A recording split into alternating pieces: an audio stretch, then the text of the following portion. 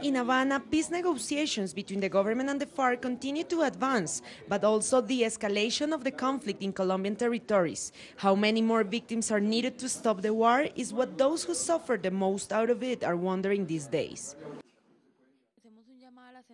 We call for reasonableness. If there is a negotiation underway, what is the necessity of having more death among peace dialogues? What we want, what Colombians are calling for, is a bilateral ceasefire, an end to the armed conflict.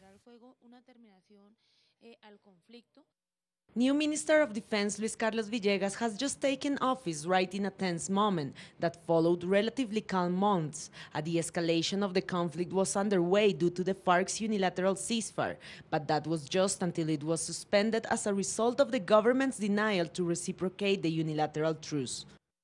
During the months of unilateral ceasefire, it was evident that it is possible to de-escalate the conflict, to lower the intensity, and even to end it. And that is what we believe should be the essential approach of the new Minister of Defense.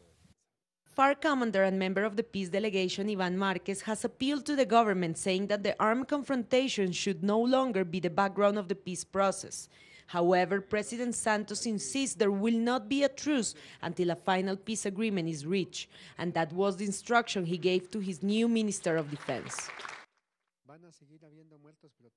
There will be more dead people, for all those dead are campesinos, Afro-descendants, indigenous, the humble and poor people of the rural areas.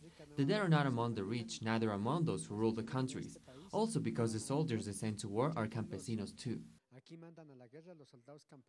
Social organizations see the bilateral ceasefire as a way to alleviate those living in the war zones, but also to push forward the negotiations in an atmosphere of trust. Natalia Margarita, Telesur, Bogotá, Colombia.